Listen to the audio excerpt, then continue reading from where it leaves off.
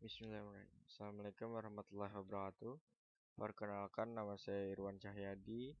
Di sini saya akan mempresentasikan hasil laporan magang saya di Dinas Peternakan dan Kesehatan Hewan Kabupaten Tanah Laut. Tujuan kegiatan untuk meningkatkan wawasan mengenai kesehatan hewan yang diperoleh dari petugas paramedik veteriner dengan terjun langsung di lapangan, membuat siswa menjadi orang yang mudah bersosialisasi dengan masyarakat sekitar, menjadikan siswa untuk menjadi orang yang lebih disiplin, bertanggung jawab, dan toleransi terhadap teman, memantapkan keterampilan yang diperoleh di sekolah dengan langsung menerapkannya di lapangan. Tempat dan pelaksanaan.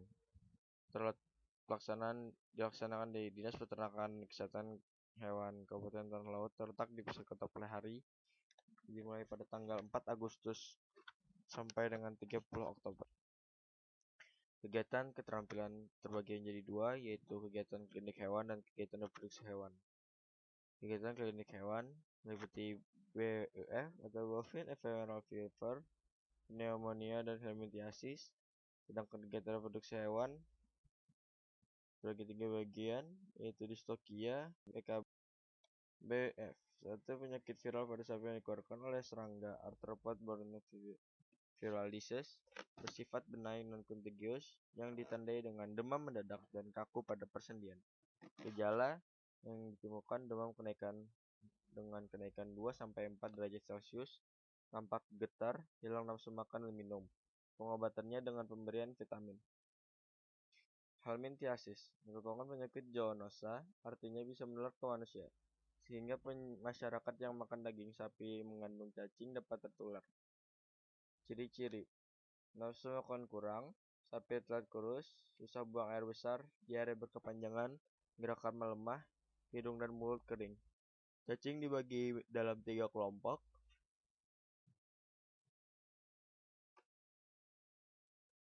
Yang pertama yaitu cacing pita, cacing gilik atau nematoda. Yang kedua cacing pita, cestoda, dan yang ketiga cacing hati, nematoda. Pengobatan helminthiasis dapat dilakukan dengan pemberian obat cacing secara rutin, biasanya 2 bulan sekali.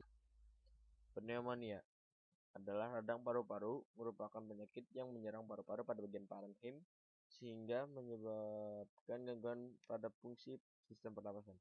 Akibat pneumonia ini disebabkan oleh virus bakteri, biasanya virus Pasteurella multicocida, Streptococcus sp, dan Mycobacterium tuberculosa.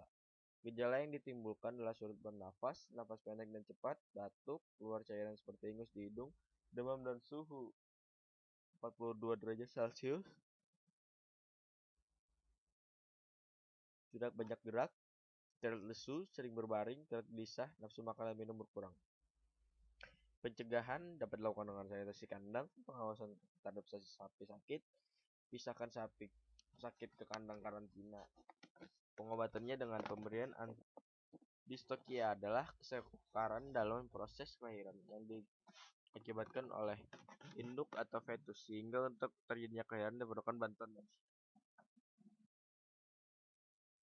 Penyebab kesukaran dalam proses kelahiran pada sapi meliputi 3 faktor utama, yaitu kekurangan tenaga pada induk untuk mengeluarkan fetus, adanya gangguan pada jalan kelahiran induk, dan adanya kelainan pada fetusnya. Pengobatan setelah membantu sapi yang melahirkan yaitu pemberian vitamin, antibiotik, inseminasi buatan atau artificial insemination adalah pekerjaan masukkan semen ke dalam kandungan atau rahim dengan menggunakan alat khusus dengan maksud terjadi pembuahan. Tujuan untuk menyebarluaskan keturunan yang bermutu dan untuk memperkecil biaya pemeliharaan pejantan. Dari pelaksanaan inseminasi dapat diharapkan mutu dan kualitas daging dapat meningkat secara lebih cepat dalam kesatuan. Pemeriksaan kebuntingan atau PKB. Pemeriksaan kebuntingan adalah melakukan palpasi rektum dengan cara masukkan tangan keluar melalui meraba-raba. Jika dirasakan pada ovidum terjadi pengumpulan cairan,